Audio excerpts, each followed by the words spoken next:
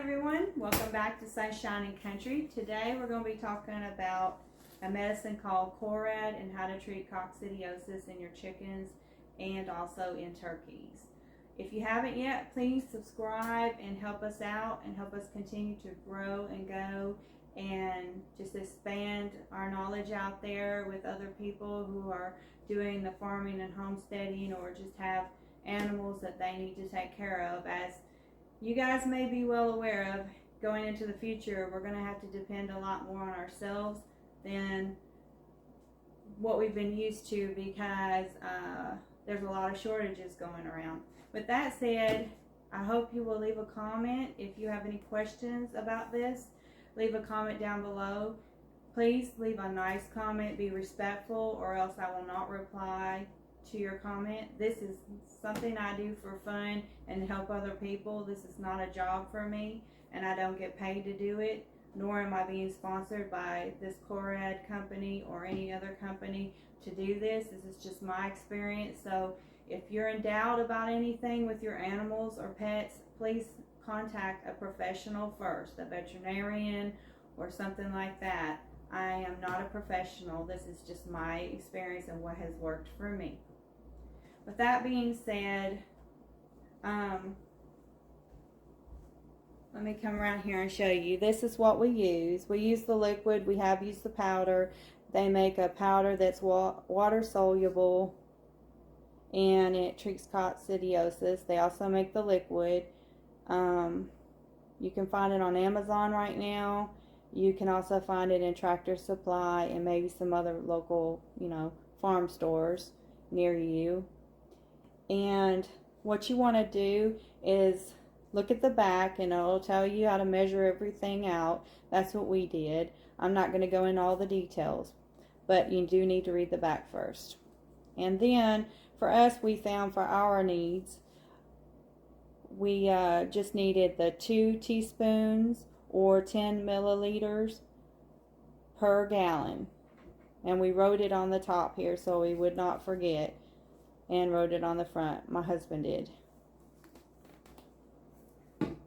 Just get you a Sharpie and make sure you mark everything so that you know you don't have to go back and think about the amount every time, and you know you're doing it correctly. And also for safety issues, so that something doesn't get mixed up, because you do not want to use the things you use for your animals on you, or if you don't want someone to get a hold of it, and accidentally drink it or use it for anything.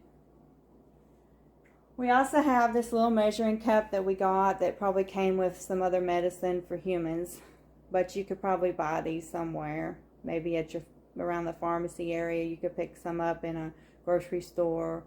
But anyways, we marked on it for Corid, so no one would use this for anything else. Lastly, we have a jug here. It's just a water jug. It doesn't matter what kind of water jug it is, but I would say just use something that had water in it. Don't use a juice jug or anything like that. If you want to chance it, that's on you. But I'm not, suggesting that. I'm just telling you what we did. We used a water jug, and you can use filtered water or you can use just tap water. That doesn't matter.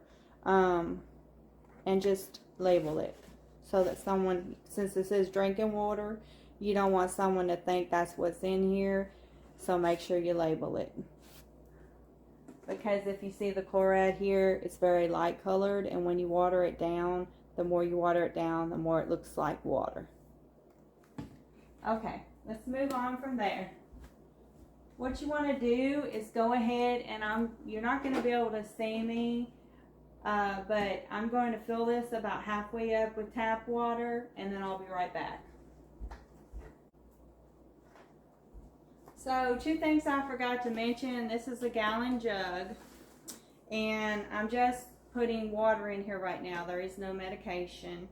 And this right here is got a 2 teaspoon or 10 milliliter line on it, so that you'll know where to fill it up to. So for 1 gallon, you just want to pour this to the 2 teaspoonful line.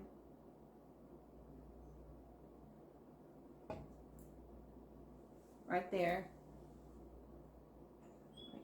You probably won't be able to see it, but that's what it looks like. You don't have to fill it all the way up. Then you want to add it into your water. This is just tap water. Like I said, you can use either one, tap or regular store-bought filtered water.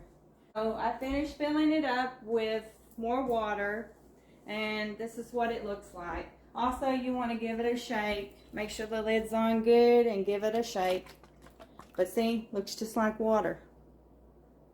Just like water. Just give it a shake.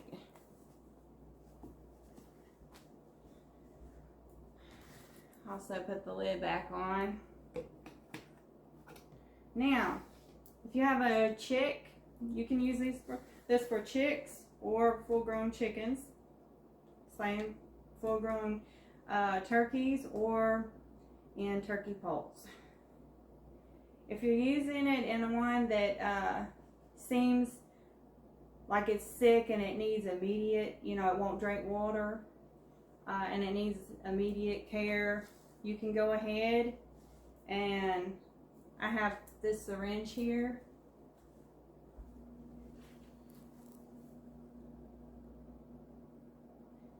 Let me show you my hand. It's a smaller size syringe. It's a 3 milliliter.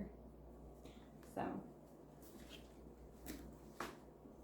you can go ahead and what we've done is, if it's like a turkey poult, even if they're just young, there was one turkey poult we had that was not drinking or eating, and so what we did was we went ahead and we would fill one of these syringes up and give it to them, I guess one time an hour, right? Pretty much during the day. Overnight we didn't really do it, but you'll just want to open their beak kind of to the side and slowly press it in there. I don't have a prop for you. I wanted to, but they're all big now and they won't hold still. But what you would want to do is, say this is their beak, okay? You want to just put it in the side of their mouth and slowly push in just a little bit, just a few drops at a time, and you'll see them drink it down. And then you can, when they stop, and put a little bit more. You don't want to just squirt it all in there, or they can aspirate, and then you'll have even more serious problems. So just do a little bit at a time and take your time. It's going to take a little time, but it's worth the effort. Put a few drops in at a time.